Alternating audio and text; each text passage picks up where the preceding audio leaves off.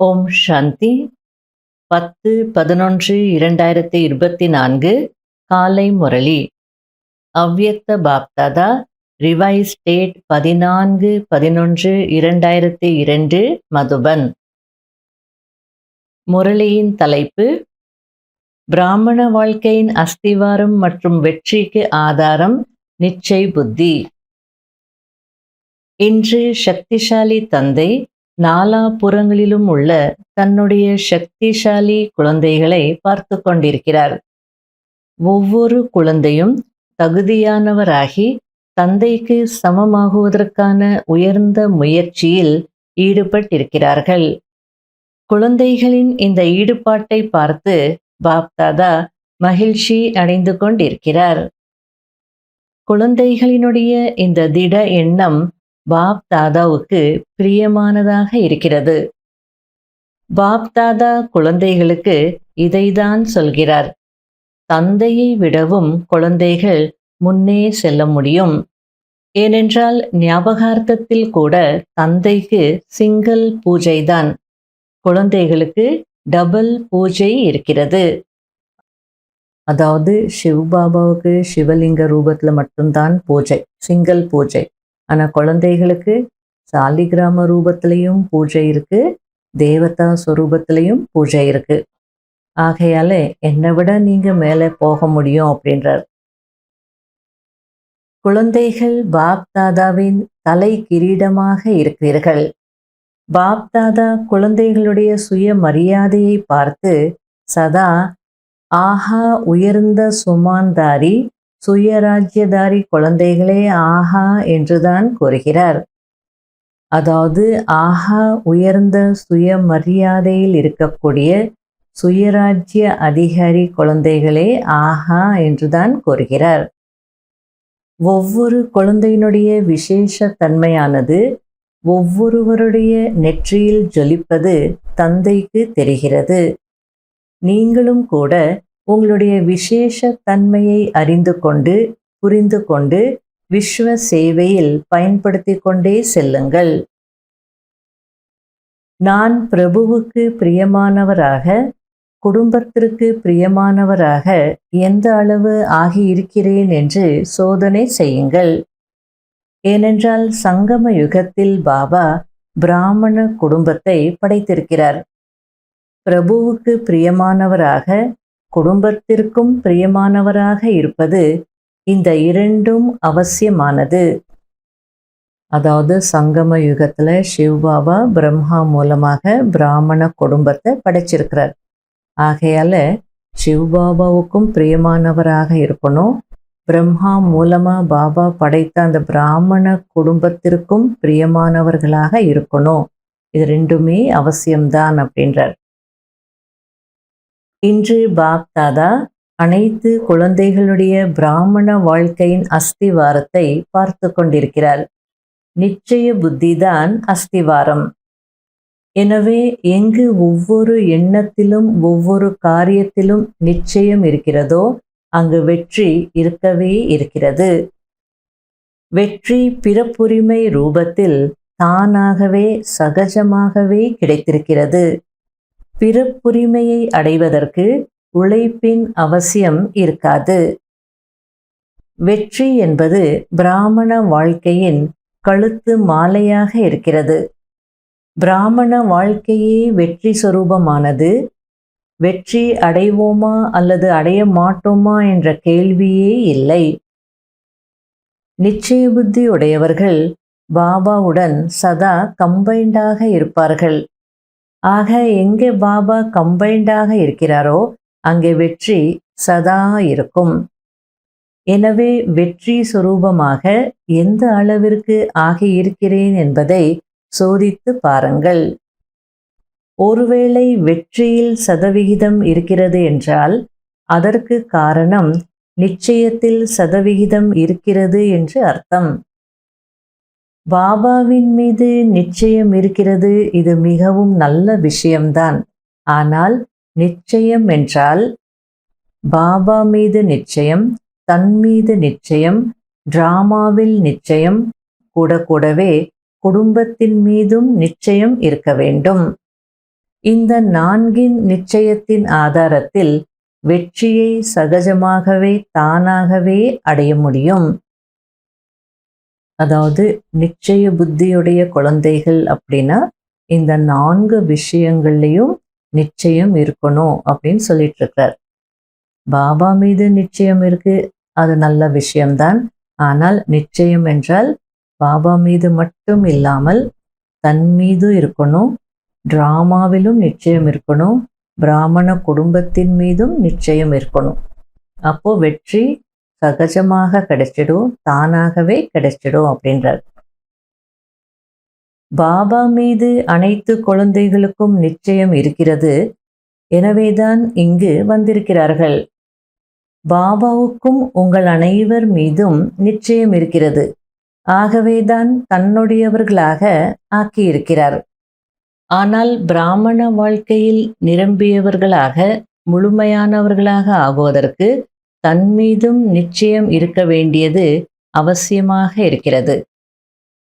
பாப்தாதா மூலம் கிடைத்திருக்கும் உயர்ந்த ஆத்மாவினுடைய ஸ்வமான், அதாவது சுயமரியாதை சதா நினைவில் இருக்க வேண்டும்.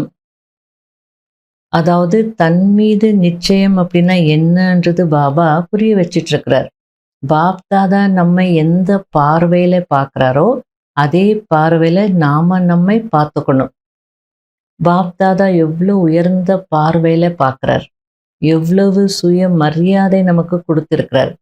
அப்போ பாப்தாதா மூலமா நமக்கு என்னென்ன ஸ்வமான் கிடைச்சிருக்கோ சதா அது நினைவிருக்கணும் அப்படின்றார். அதாவது நான் பரமாத்மா மூலமாக சுய மரியாதை அடைந்த உயர்ந்த ஆத்மா, சாதாரண ஆத்மா அல்ல, பரமாத்மா மூலம் சுய மரியாதை அடைந்த ஆத்மா. உலகத்துல கூட சிலருக்கு அவார்டு கிடைக்குது, டைட்டில்ஸ் கிடைக்குது. அப்போ அந்த டைட்டில் என்னன்றது முக்கியம் இல்லை, அந்த அவார்டு என்னன்றது முக்கியம் இல்லை, ஆனா யாரை கொடுத்தாங்க அப்படின்றது முக்கியமானதாக இருக்கும். அதுக்கு தான் மதிப்பு. அதுபோல பாபா நமக்கு எவ்வளோ சுமான் கொடுத்திருக்கிறார், எவ்வளவு சுய மரியாதை கொடுத்திருக்கிறார். அப்போ அந்த போதை இருக்கணும். நான் பரமாத்மா மூலமாக சுய மரியாதை அடைந்த உயர்ந்த ஆத்மா. சப்போஸ் பாபா நீ உலகத்திற்கு நன்மை செய்யக்கூடிய உயர்ந்த ஆத்மா அப்படின்னு சொல்றார் அப்படின்னா சொன்னது யாரு? ஆகையால சாதாரண ஆத்மா இல்ல, பரமாத்மா மூலமாக நமக்கு சுய மரியாதை கிடைச்சிருக்கு. இந்த சுய மரியாதையில நிலைத்திருந்தீங்க அப்படின்னா அந்த சுய மரியாதை உங்களை வெற்றியாளராக ஆக்கிடும். ஆக சுய மரியாதை ஒவ்வொரு சங்கல்பத்திலும் ஒவ்வொரு காரியத்திலும் வெற்றியை அவசியம் அடைய வைக்கிறது. அதாவது சுய மரியாதை அப்படின்னா நான் எப்படிப்பட்ட ஆத்மா, நான் ஆத்மான்றது தெரியும், ஆனால் நான் எப்படிப்பட்ட ஆத்மா, எனக்கு அந்த சுய மரியாதை கொடுத்தது யாரு, இந்த நினைவுல இருந்தோம் அப்படின்னா அந்த சுய மரியாதை நம்மை வெற்றி அவசியம் அடைய வைக்கும் அப்படின்றார். சாதாரண கர்மம் செய்யக்கூடிய ஆத்மா அல்ல, சுமாந்தாரி ஆத்மா, அதாவது சுயமரியாதையுடைய ஆத்மா. எனவே ஒவ்வொரு கர்மத்திலும் சுயமரியாதை சகஜமாகவே உங்களை வெற்றியடைய வைக்கும். ஆக தன்மீது நிச்சய புத்தி இருக்கிறது என்றால் அதன் அடையாளம் வெற்றியே வெற்றிதான். அதேபோல் பாபா மீது பக்கா நிச்சயம் இருக்கிறது என்றால் அதன் விசேஷ தன்மை நிரந்தரமாக நான் பாபாவினுடையவன், பாபா என்னுடையவர் என்பது இருக்கும். இது நிரந்தர வெற்றிக்கு ஆதாரமாகும். அதாவது என்னுடைய பாபா, வெறும் பாபா இல்லை, என்னுடைய பாபா. என்னுடையவர் என்றால் என்னுடையவர் மீது அதிகாரம் இருக்கும்.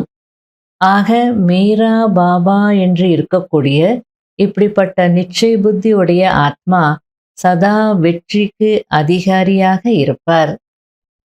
அதேபோல் டிராமா மீதும் முழுமையிலும் முழுமையான நிச்சயம் இருக்க வேண்டும்.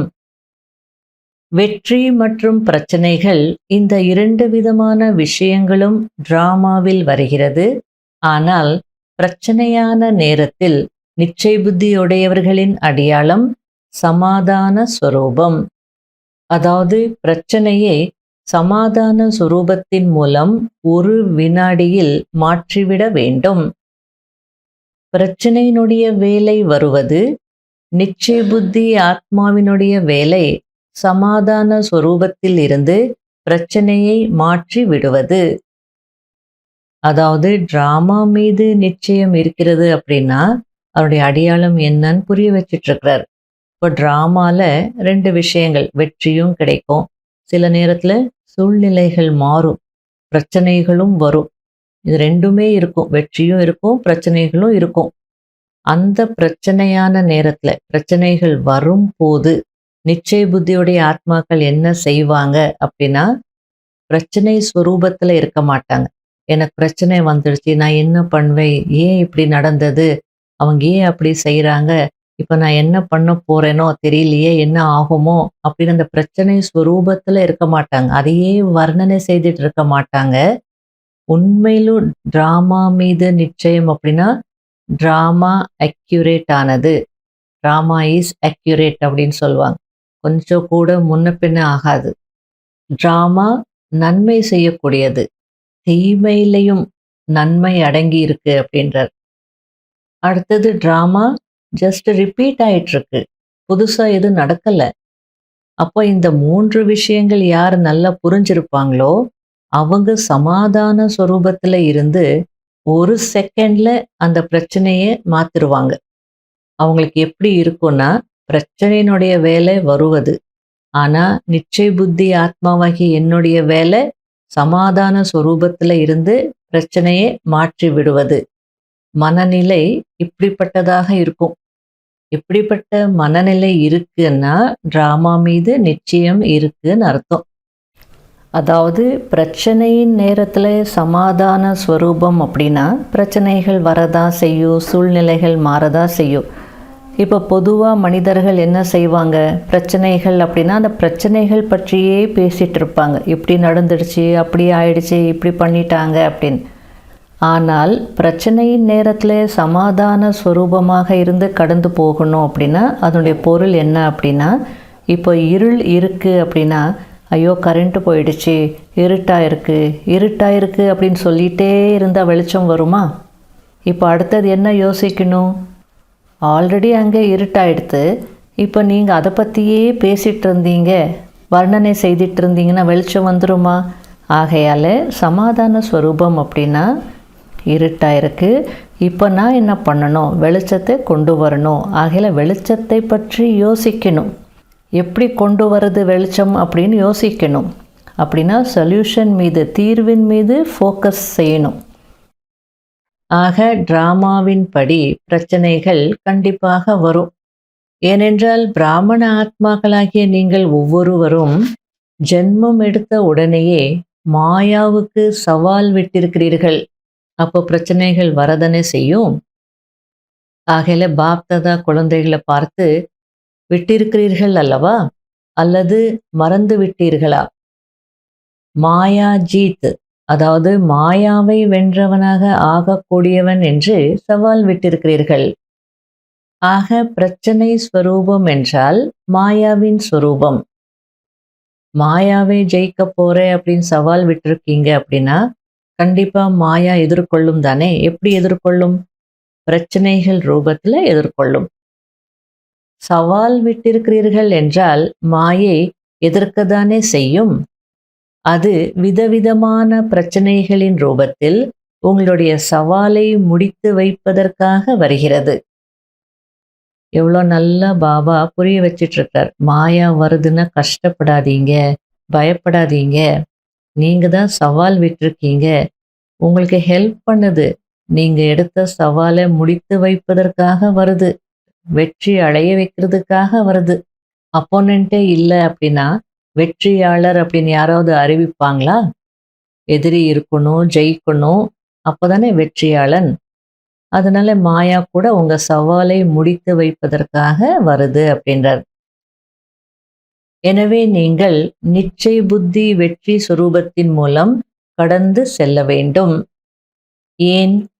ஏனென்றால் நத்திங் நியூ, எதுவும் புதிதல்ல. எத்தனை முறை வெற்றியாளர் ஆகியிருக்கிறீர்கள்? இப்போது முதல் முறையாக சங்கம யுகத்தில் வெற்றி அடைந்து கொண்டிருக்கிறீர்களா, அல்லது அநேக முறை அடைந்த வெற்றியை மீண்டும் அடைந்து கொண்டிருக்கிறீர்களா? எனவே பிரச்சனைகள் உங்களுக்கு ஒன்றும் புதிய விஷயம் அல்ல. Nothing new. அநேக முறை வெற்றியாளர் ஆகியிருக்கிறீர்கள், இப்போதும் ஆகிக்கொண்டிருக்கிறீர்கள், இனிமேலும் ஆகிக்கொண்டே இருப்பீர்கள். இதற்குதான் டிராமா மீது நிச்சய புத்தியுடைய வெற்றியாளர் என்று சொல்லப்படுகிறது. அடுத்து பிராமண பரிவாரத்தின் மீது நிச்சயம். ஏன்? பிராமண பரிவாரம், அதாவது பிராமண குடும்பம் என்பதின் அர்த்தமே குழு என்பதாகும். இது சின்ன குடும்பம் அல்ல.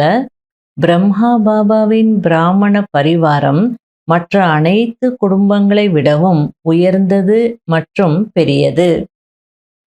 ஆக குடும்பத்தினருக்கிடையே குடும்பத்தின் அன்பை கட்டி காப்பாற்றுவதிலும் வெற்றியாளர் ஆக வேண்டும். மற்றபடி பாபா என்னுடையவர், நான் பாபாவினுடையவன், இதில் எல்லாமே அடங்கிவிட்டது. எனக்கு பாபாவுடன் தான் வேலை, குடும்பத்தோடு எனக்கென்ன வேலை இருக்கிறது என்று அப்படி அல்ல. சில நேரத்துல பிராமண குடும்பத்துல ஒத்து போகாது. அப்ப என்ன சொல்லுவாங்க சகோதர சகோதரிகள் அப்படின்னா, எனக்கு பாபா இருக்கிறார், பாபாவுக்கு தெரியும் அப்படின்னு சொல்லுவாங்க. உங்களுக்கு தெரிஞ்சா என்ன, இல்லைன்னா என்ன, நீங்க மதிச்சா என்ன, மதிக்கலைன்னா என்ன, பாபா இருக்கிறார் அப்படின்னு சொல்லுவாங்க. அதுக்கு பாபா புரிய வச்சிட்டு இருக்கிறார், பாபா இருக்கிறார் தான், இல்லைன்னு இல்லை. ஆனால் இவ்வளோ பெரிய குடும்பம் இருக்கு அப்படின்னா அந்த குடும்பத்தினருக்கு இடையிலும் குடும்பத்தின் அன்பை கட்டி காப்பாற்றணும் அப்படின்றார். அப்படின்னா பாபாவுக்கு தெரிஞ்சா மட்டும் போதாது, பாபா இருக்கிறார் அப்படின்னு சொன்னால் போதாது, குடும்பமும் இருக்கணும், குடும்பத்திற்கும் எல்லாமே நீங்க யாருன்னு தெரியணும். அப்போ அந்த குடும்பத்துல அன்பை கட்டி காப்பாற்றணும் அப்படின்னா என்ன அர்த்தம்? விட்டு கொடுக்க வேண்டிய நேரத்துல விட்டு கொடுக்கணும், அட்ஜஸ்ட் பண்ண வேண்டிய நேரத்துல அட்ஜஸ்ட் பண்ணணும், மோல்ட் ஆகணும் அப்படின்னா மோல்ட் ஆகணும், சில நேரத்துல பேசணும், சில நேரத்துல மௌனமா இருக்கணும், குடும்பத்துல இருக்கிறவங்கள மதிக்கணும். அதனால பாபா இருந்தால் மட்டும் போதாது, குடும்பத்துல கூட அந்த அன்பை கடைசி வரை கட்டி காப்பாற்றணும். பாபாவின் குடும்பம் என்னுடைய குடும்பம் அப்படின்ற அந்த அன்பு இருக்கணும். குடும்பத்தோடு எனக்கு என்ன வேலை அப்படின்னு இருக்க கூடாது அப்படின்றார். அந்த குடும்பமே இல்லைன்னா நீங்க எப்படி பாபாவினுடையவர்களாக ஆகியிருப்பீங்க? எனக்கு பாபா இருக்கிறார், எனக்கு பாபா போதும் அப்படின்னு சொன்னால் யாரோ தானே உங்களுக்கு வந்து கோர்ஸ் கொடுத்துருப்பாங்க, சென்டருக்கு கூட்டிட்டு வந்திருப்பாங்க. ஆகையால குடும்பமும் வேண்டும், அதுலேயும் நமக்கு நிச்சய புத்தி இருக்கணும், அப்பதான் வெற்றியாளர் ஆக முடியும் அப்படின்றார். இதுவும் நிச்சயத்தின் ஒரு விசேஷ தன்மையாகும். சில நேரத்துல கருத்து வேறுபாடுகள் எல்லாம் வரலாம், பிடிக்காம போகலாம். ஆனால் அதற்காக நம்ம முயற்சி செய்யணும். ஏதோ ஒரு கணக்கு இருக்கிறதுனால தான் நம்ம எல்லாம் ஒன்று சேர்ந்துருக்கிறோம். அந்த கணக்கை முடிக்கணும் அப்படின்னா என்ன பண்ணணும்? பொறுமையாக தான் இருக்கணும். போன முரளியில பாபா சொன்னார் இல்லையா, பொறுமையின் தேவியாக, பொறுமையின் தேவனாக இருக்கணும், புரிஞ்சுக்கிறதுக்கு ட்ரை பண்ணணும். இதுவும் நிச்சயத்தினுடைய ஒரு விசேஷத்தன்மை அப்படின்றார். ஆக இந்த 4 விஷயங்களிலும் நிச்சயம் மற்றும் வெற்றி அவசியமாக இருக்கிறது. பரிவாரம் கூட அனைவரையும் அநேக விஷயங்களில் உறுதியானவராக ஆக்குகிறது. பரிவாரத்தில் அனைவரும் அவரவருடைய தாரணை ஸ்வரூபத்தில் வரிசை கிரமமாக இருப்பார்கள் என்பது மட்டும் நினைவில் இருக்க வேண்டும். விதவிதமானவர்கள் இருப்பார்கள், வெரைட்டி அல்லவா? இதன் ஞாபகார்த்தமாகத்தான் 108 மணி மாலை இருக்கிறது. ஆக முதல் நம்பர் எங்கே, 108வது நம்பர் எங்கே? யோசித்து பாருங்கள். ஏன் இப்படியானது? அனைவரும் ஒரே நம்பரில் ஏன் வரவில்லை? 16,000 ஏன் ஆனது? காரணம் என்ன? விதவிதமான சம்ஸ்காரத்தை புரிந்து கொண்டு ஞானம் நிறைந்தவராகி நடப்பது, கட்டி காப்பாற்றுவது, இதுதான் வெற்றி நிறைந்த நிலையாகும். நடக்கத்தான் வேண்டும். பரிவாரத்தை விட்டுவிட்டு எங்கே போவீர்கள்? எங்களுடைய குடும்பம் எவ்வளவு பெரிய குடும்பம் என்ற போதையும் இருக்கிறதல்லவா? ஆக பெரிய குடும்பத்தில் பெரிய மனதோடு ஒவ்வொருவருடைய சம்ஸ்காரத்தையும் புரிந்து கொண்டு நடப்பது, பணிவுடன் நடப்பது, சுப பாவனை மற்றும் சுப விருப்பங்களின் உள்ளுணர்வுடன் நடப்பது, இதுதான் பரிவாரத்தில் நிச்சய புத்தியோடு வெற்றியாளர் ஆகுவதற்கான அடையாளம். எவ்வளோ தெளிவா பாபா குடும்பத்தின் மீது நிச்சய புத்தி இருக்கு அப்படின்னா எப்படி அவங்க வெற்றியாளர்களாக ஆகுவாங்க அப்படின்றது புரிய வச்சிருக்கிறார். ஆக வெற்றியாளர்கள் தானே? வெற்றியாளர்களா? Double foreigners வெற்றியாளர்களா?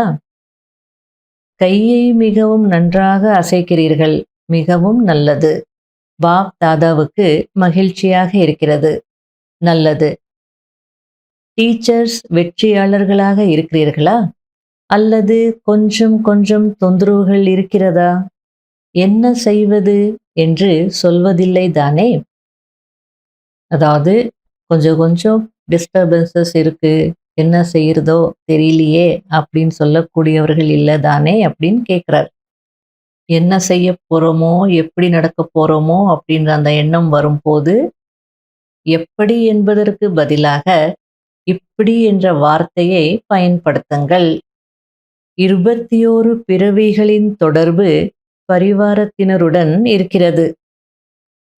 ஏதோ ஒரு ஜென்மமோ 2 ஜென்மத்தினுடைய தொடர்போ இல்லை, 21 பிறவிகளின் தொடர்பு அப்படின்றார்.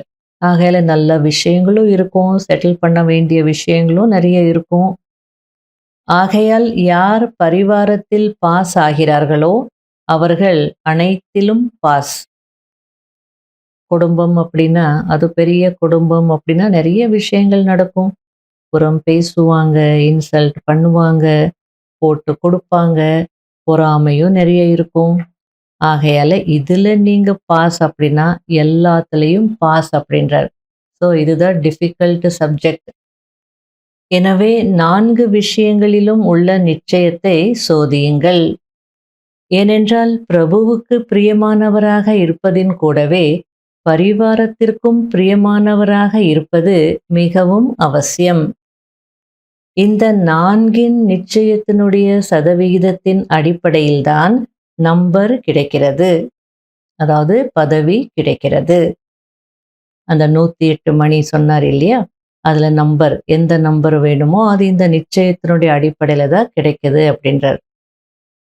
நான் பாபாவினுடையவன், பாபா என்னுடையவர், அவ்வளோதான் போதும் என்று இருக்கக்கூடாது. ஆகையால குடும்பத்தை எந்த பார்வையில பார்க்கணும் அப்படின்றது முதல்ல நம்ம தீர்மானிக்கட்டும். ஆகையால பிராக்டிஸ் பண்ணணும். குடும்பத்தை எந்த பார்வையில நான் பார்க்கணும், என்னுடைய பார்வையில நான் குடும்பத்தை பார்க்க ஆரம்பிச்சிட்டேன் அப்படின்னா அப்போ எனக்கு பிடிக்காம தான் போகும். அவங்களுடைய குறைகள் எல்லாம் தெரியும், சுயநலம் தெரியும், எல்லாமே தெரியும். ஆனால் போன முரளியில பாபா சொன்னாரே, ஆத்மா பரமாத்மாவுக்கு பின்னாடி மறைஞ்சிடணும். அப்படின்னா என்னுடைய பார்வையில நான் பார்க்கக்கூடாது, நான் என்னை மறைச்சிக்கணும்.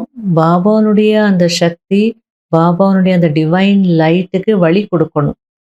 அந்த பார்வையில நான் பார்க்கும்போது எனக்கு எந்த விதமான பாதிப்பும் இருக்காது, அதிருப்தியும் இருக்காது.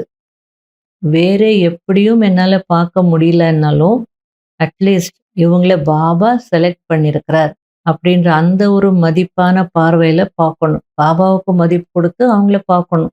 இப்படியெல்லாம் ப்ராக்டிஸ் பண்ணும்போது நியூட்ரலாக இருக்க முடியும். குடும்பத்துல சாட்சியாகி, அதாவது பற்றற்ற பார்வையாளராகி பார்க்கணும். மேரா பாபா என்று மிக நன்றாக சொல்கிறீர்கள். சதா இந்த நிச்சயத்தில் அசைக்க முடியாதவர்களாகவும் இருக்கிறீர்கள். அதற்கான வாழ்த்துக்கள். ஆனால் இன்னும் 3 இருக்கிறதல்லவா? டீச்சர் சொல்லுங்கள், 4ம் அவசியமா அல்லது 3 அவசியம், 1 அவசியம் இல்லை அப்படியா? 4ம் அவசியம் என்று நினைப்பவர்கள் ஒரு கை உயர்த்துங்கள். அனைவருக்கும் 4 விஷயங்களும் பிடித்திருக்கிறதா?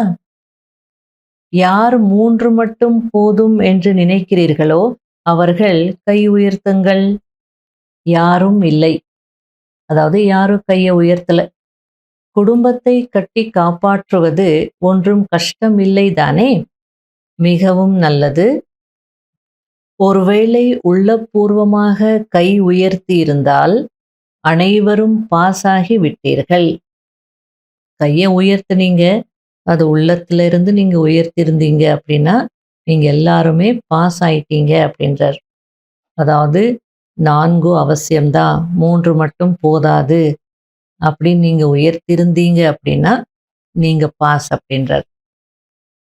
பாருங்கள், எங்கெங்கிருந்து விதவிதமான தேசத்தின் கிளைகள் மதுபனில் ஒன்று சேர்ந்து ஒரு விருட்சமாக ஆகிவிடுகிறது. மதுபனில் இருக்கும்போது நான் டில்லியை சார்ந்தவன், கர்நாடகத்தை சார்ந்தவன், குஜராத்தை சார்ந்தவன் என்ற நினைவு இருக்கிறதா? அனைவரும் மதுபன் நிவாசிகளாக இருக்கிறீர்கள். ஆக ஒரு மரம் ஆகிவிட்டதல்லவா? அனைவரும் இந்த சமயத்தில் என்ன நினைக்கிறீர்கள்? மதுபன் வாசி என்றா அல்லது அவரவர் தேசத்தை சார்ந்தவர்கள் என்றா? மதுபன் நிவாசிகளா? அனைவரும் மதுபன் நிவாசிகளா? மிகவும் நல்லது. எப்படியும் பிராமணர்களுடைய பர்மனெண்ட் அட்ரஸ், அதாவது நிரந்தரமான முகவரி மதுபன் தான். உங்களுடைய பர்மனெண்ட் அட்ரஸ் எது? மும்பையா, டில்லியா, பஞ்சாபா? மதுபன் தான் பர்மனெண்ட் அட்ரஸ். சேவைக்காக சேவா கேந்திரத்திற்கு அனுப்பப்பட்டிருக்கிறீர்கள். அது சேவை செய்யும் இடம். உங்களுடைய வீடு மதுபன். கடைசியில் உங்களுக்கு அடைக்கலம் எங்கே கிடைக்கும்? மதுபனில்தான் கிடைக்கப் போகிறது. ஆகவேதான் பெரிய பெரிய இடங்களை உருவாக்கி கொண்டிருக்கிறார்கள் அல்லவா? அதாவது சாந்திவன்ல எல்லாரும் தங்குறதுக்காக தானே பெரிய பெரிய கட்டிடங்களை உருவாக்கிட்டு இருக்காங்க. அனைவருடைய லட்சியமும் தந்தைக்கு சமம் ஆக வேண்டும் என்பதுதான். எனவே முழு நாளும் இந்த ட்ரில் செய்யுங்கள், அதாவது மனதின் ட்ரில் செய்யுங்கள். ஷரீரத்திற்கான ட்ரில்லோ ஆரோக்கியத்திற்காக செய்கிறீர்கள், அதை செய்து கொண்டே இருங்கள். ஏனென்றால் தற்சமயம் மருந்தை விட எக்ஸசைஸ் தான் அவசியமானதாக இருக்கிறது. அதை செய்யுங்கள், நன்றாகவே செய்யுங்கள். ஆனால் அதற்கான நேரத்தில் செய்யுங்கள்.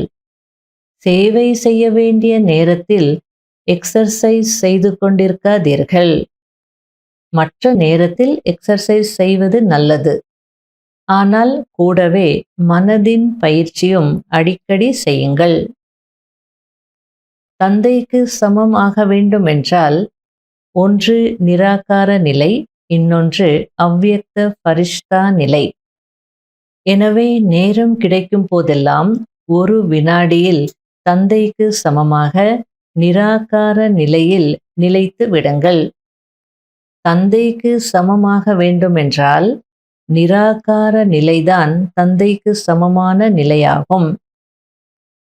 காரியங்கள் செய்து கொண்டே பரிஷ்தாவாகி கர்மம் செய்யுங்கள். பரிஷ்தா என்றால் டபுள் லைட். காரியத்தின் சுமை இருக்கக்கூடாது. காரியத்தின் சுமை இருந்தது என்றால் அது அவ்வியக்த பரிஷ்தாவாக ஆக விடாது. ஆகையால் இடையிடையே மனதிற்கான நிராகாரி மற்றும் பரிஷ்தா ஸ்வரூபத்தின் எக்ஸர்சைஸ் செய்தால் களைப்பு ஏற்படாது. அதாவது இடையிடையில இந்த மனப்பயிற்சி செய்துட்டே இருந்தால், வேலைகள் செய்துட்டு இருந்தாலும் அதுல நீங்க களைப்படைய மாட்டீங்க. அந்த டயர்ட்னஸ் உங்களுக்கு தெரியாது. எப்படி பிரம்மா பாபாவை சாகாரத்தில் டபுள் லைட் ஸ்வரூபத்தில் பார்த்தீர்கள். சேவையின் சுமையும் இருக்கவில்லை. அவ்வியக்த பரிஷ்தா ரூபம் இது. அப்படி இருந்தீர்கள் என்றால் சகஜமாகவே தந்தைக்கு சமமாக ஆகிவிடுவீர்கள். ஆத்மா நிராகாரமானதாக இருக்கிறது. மேலும் ஆத்மா நிராகார நிலையில் நிலைத்திருந்தால் நிராகார பாபாவின் நினைவு சகஜமாகவே சமமானவராக ஆக்கிவிடும். இப்போதே ஒரு வினாடியில் நிராகார நிலையில் நிலைக்க முடியுமா? பாப்தாதா ட்ரில் செய்வித்தார். இந்த பயிற்சி மற்றும் கவனம் போகும் போதும் வரும் போதும் கர்மம் செய்து கொண்டிருக்கும் போதும் இடையிடையே செய்து கொண்டே செல்லுங்கள். இந்த பயிற்சி மனசா சேவை செய்வதில் உதவியாயிருக்கும். மேலும் பவர்ஃபுல் யோக நிலையில் இருப்பதற்கும் மிகவும் உதவியாயிருக்கும். நல்லது. இப்போது டபுள் ஃபாரினர்ஸ் எழுந்திருங்கள். பாருங்கள், டபுள் ஃபாரினர்ஸுக்கு இந்த சீசனில் ஏதோ காரணத்திற்காக அனைத்து குரூப்பிலும் வாய்ப்பு கிடைத்திருக்கிறது. எல்லா குரூப்பிலும் வரலாம், சுதந்திரம் இருக்கிறது. ஆக இதுவும் பாக்கியம்தானே? டபுள் பாக்கியமாக இருக்கிறது. இந்த குரூப்பிலும் சிலர் முதல் முறையாகவும் சிலர் ஏற்கனவே வந்தவர்களும் வந்திருப்பதை பாப்தாதா பார்க்கிறார். பாப்தாதாவினுடைய பார்வை அனைத்து ஃபாரினர்ஸ் மீதும் இருக்கிறது. எவ்வளவு அன்பு உங்களுக்கு பாபாவின் மீது இருக்கிறதோ அதைவிட பல கோடி மடங்கு பாபாவுக்கு உங்கள் மீது அன்பு இருக்கிறது. சரிதானே? பல கோடி மடங்கு இருக்கிறதா? உங்களுக்கும் அன்பு இருக்கிறது, உள்ளபூர்வமான அன்பு இருக்கிறது. ஆகையால்தான் வந்து சேர்ந்திருக்கிறீர்கள். டபுள் ஃபாரினர்ஸ் இந்த பிராமண பரிவாரத்தின் அலங்காரமாக இருக்கிறீர்கள். விசேஷ அலங்காரம் ஆவீர்கள். ஒவ்வொரு தேசத்திலும் நினைவிலும் அமர்ந்திருக்கிறார்கள், கேட்டுக்கொண்டும் இருக்கிறார்கள் என்பதை பாப்தாதா பார்க்கிறார். அடுத்தது டீச்சர்ஸ்னுடைய குரூப்பும் பெரியதாக இருக்கிறது. பாப்தாதா டீச்சர்ஸுக்கு ஒரு டைட்டில் கொடுக்கிறார். என்ன டைட்டில் கொடுக்கிறார்? அதுக்கு ஃப்ரெண்ட்ஸ் அப்படின்னு பதில் வருது, நண்பர்கள் அப்படின்னு பதில் வருது. அனைவரும் ஃப்ரெண்ட்ஸாக இருக்கவே இருக்கிறீர்கள். இவர்களுக்கு ஃப்ரெண்ட் சம்பந்தம் பிடித்திருக்கிறது. டீச்சர்ஸுக்கு பாப்தாதா, அதாவது யார் தகுதி வாய்ந்த டீச்சர்ஸாக இருக்கிறார்களோ அவர்களுக்கு, அனைவருக்கும் அல்ல, யார் தகுதியானவர்களோ அவர்களை பாப்தாதா இவர்கள் குரு பாயி என்கிறார். அதாவது குருவினுடைய சக்சஸர், அந்த குருவுக்கு அடுத்தது அந்த பீடத்தில் அமரக்கூடியவங்க. எப்படி லௌகீகத்தில் மூத்த குழந்தைகள் தந்தைக்கு சமமானவர்களாக ஆகிவிடுகிறார்களோ அதுபோல் டீச்சர்ஸும் கூட குரு பாய் ஆவார்கள். ஏனென்றால் சதா தந்தையினுடைய சேவையில் நிமித்தமாகி இருக்கிறீர்கள். பாப் சமான் சேவாதாரிகள். பாருங்கள், டீச்சர்ஸுக்கு தந்தையின் சிம்மாசனம் கிடைக்கிறது. முரளி சொல்வதற்காக குருவினுடைய ஆசனம் கிடைக்கிறதல்லவா? ஆகையால் டீச்சர்ஸ் என்றால் நிரந்தர சேவாதாரி. மனசா மூலமாகவோ பேச்சு மூலமாகவோ செயல் மூலமாகவோ சதா சேவாதாரி. அப்படிதானே? ஓய்வு பிரியர்களாக இல்லைதானே? சேவாதாரி. சேவை, சேவை மற்றும் சேவை. சரிதானே? நல்லது. சேவையினுடைய டர்ன் டில்லி மற்றும் ஆக்ராவினுடையது. ஆக்ரா கூடவே இருக்கிறது. டில்லியினுடைய சேனை மிக பெரியது. நல்லது. டில்லியில் ஸ்தாபனைக்கான அஸ்திவாரம் போடப்பட்டிருக்கிறது. இது மிக நல்ல காரியம். இப்போது பாபாவை வெளிப்படுத்துவதற்கான அஸ்திவாரம் எங்கிருந்து நடக்கும்? ஆரம்பத்தில் டில்லியில தான் முதல்ல சென்டர் திறந்தது. அப்போ ஸ்தாபனைக்கான அஸ்திவாரம். அதுபோல இப்போ பாபாவை வெளிப்படுத்தணும்னா அதுக்கு எங்கிருந்து அஸ்திவாரம் போடணும்னு கேட்குறார். டில்லியா, மகாராஷ்டிராவா, கர்நாடகாவா, லண்டனா? எங்கே? டில்லியில் ஆகுமா? நிரந்தரமாக சேவை மற்றும் தவம் செய்யுங்கள். சேவை மற்றும் தபஸ்யா இந்த இரண்டின் பேலன்ஸ் மூலம் பிரத்யட்சம் நடக்கும். அதாவது பாபா பிரத்யட்சமாகுவார், வெளிப்படுவார். எப்படி சேவை பற்றிய டைலாக் செய்தீர்கள் அல்லவா, இதுபோல் டில்லியில் தபஸ்யா பற்றி வர்ணனை செய்யும் டைலாக் தயார் செய்யுங்கள். அதாவது பொதுவாக சேவைக்கான செமினார் மீட்டிங் அப்படிலாம் நடக்கும். அந்த முறை ஒரு டைலாக் மாதிரி வச்சுருந்தாங்க. எல்லா மூத்த சகோதர சகோதரிகள் அந்த டெல்லியில் இருக்கக்கூடிய இன்சார்ஜஸ் எல்லாம் அமர்ந்து டைலாக் அப்படின்னா எல்லாரும் அவங்கவுங்க கருத்துகள் சொல்லுவாங்க சேவைக்காக. அப்போ எல்லாரும் ஒற்றுமையாக எல்லார் சொல்கிறதும் கேட்கணும், அதுக்கப்புறம் இம்ப்ளிமெண்ட் பண்ணணும். அந்த மாதிரி டைலாக் எல்லாருக்கும் வாய்ப்பு கிடைக்கும் பேசுகிறதுக்கு. ஸோ சேவைக்காக டைலாக் நடத்துனீங்க, இப்போ தவம் செய்கிறதுக்கும் செய்யுங்க அப்படின்றார். அப்போது டில்லி டில்லி தான் என்பார்கள். அதாவது டில்லியில் இருக்கிறவங்க நீங்கள் ஒரு எக்ஸாம்பிளாக இருக்கீங்க, நீங்கள் செய்துட்டீங்க அப்படின்னால டில்லினா டில்லி தான் அப்படின்னு எல்லாரும் சொல்லுவாங்க அப்படின்றார். டில்லி பாபாவின் இதயமாக இருக்கிறது. ஆனால் பாபாவின் இதயத்திற்கு பிரியமான காரியத்தை செய்து காட்ட வேண்டும். பாண்டவர்களே செய்ய வேண்டும் அல்லவா? செய்வீர்கள், அவசியம் செய்வீர்கள். இப்படிப்பட்ட தபஸ்யா செய்ய வேண்டும் என்றால் அனைவரும் பட்டங்களாகி பாபா பாபா என்று சொல்லிக்கொண்டே விசேஷ இடமாகிய டில்லிக்கு வந்து சேர்ந்துவிட வேண்டும். வீட்டில் பூச்சிகள் பாபா பாபா என்று சொல்லிக்கொண்டே வர வேண்டும். அப்போதுதான் பாபா வெளிப்பட்டு விட்டார் என்று சொல்ல முடியும். ஆகவே இதை செய்ய வேண்டும். வருகிற ஆண்டில் இந்த டைலாக் செய்ய வேண்டும். எத்தனை வீட்டில் பூச்சிகள் பாபா பாபா என்று சொல்லிக்கொண்டே ஸ்வாஹா ஆனார்கள் என்ற ரிசல்ட்டை நீங்கள் சொல்ல வேண்டும். சரிதானே? மிகவும் நல்லது. தாய்மார்களும் நிறைய பேர் இருக்கிறார்கள். அடுத்தது குமார்ஸ் மற்றும் குமாரிகள். குமார் மற்றும் குமாரிகளால் பாதி ஹால் நிரம்பி இருக்கிறது. ஆகையால் குமார் மற்றும் குமாரிகளுக்கு பாப்தாதா சபாஷ் சொல்கிறார். குமார் மற்றும் குமாரிகள் ஜுவாலா ஸ்வரூபமாகி ஆத்மாக்களை தூய்மையாக்கக்கூடியவர்கள். குமார் மற்றும் குமாரிகளுக்கு இரக்கம் வர வேண்டும். இக்காலத்து குமார் மற்றும் குமாரிகள் எவ்வளவு குழப்பத்தில் அலைந்து கொண்டிருக்கிறார்கள்.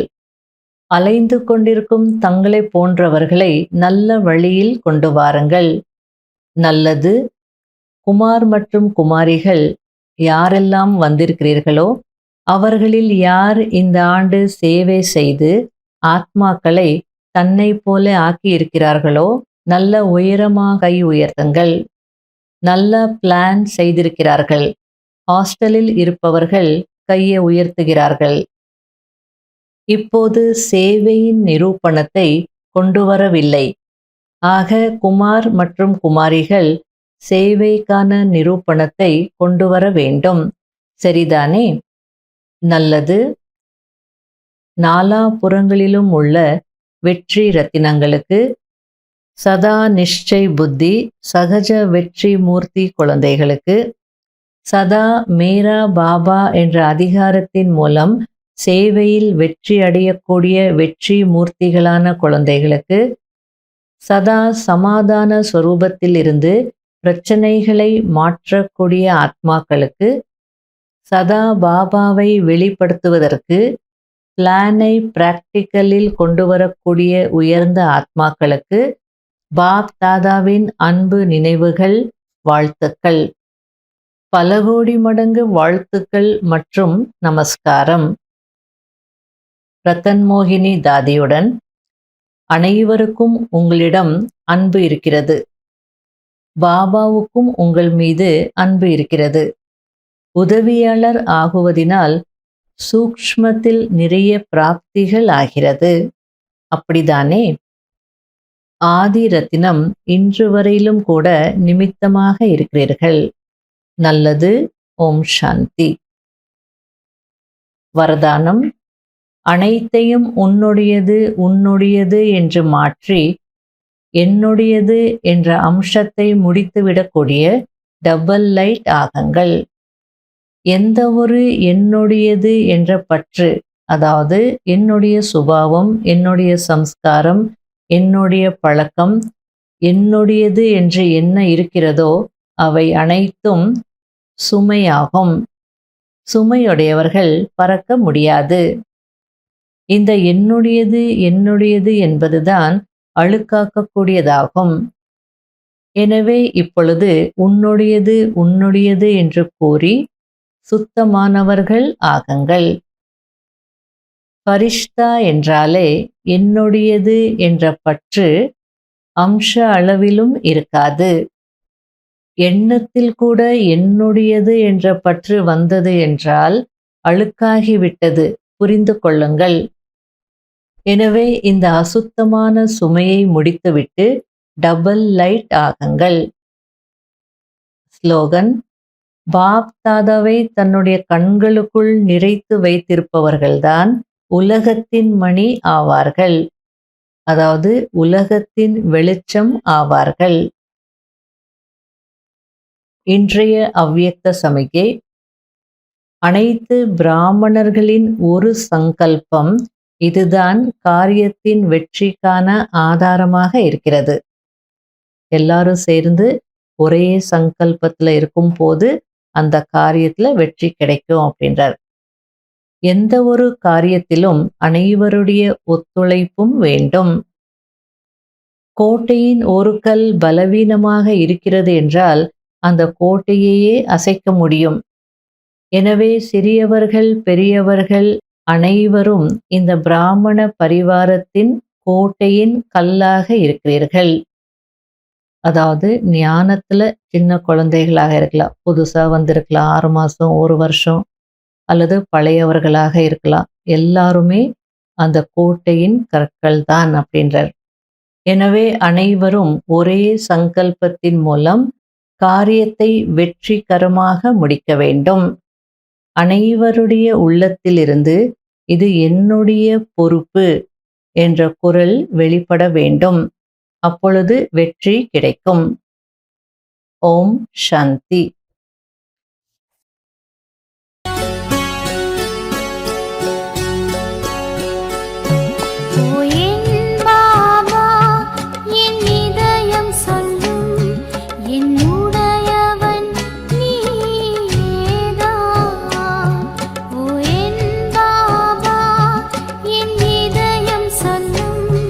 என்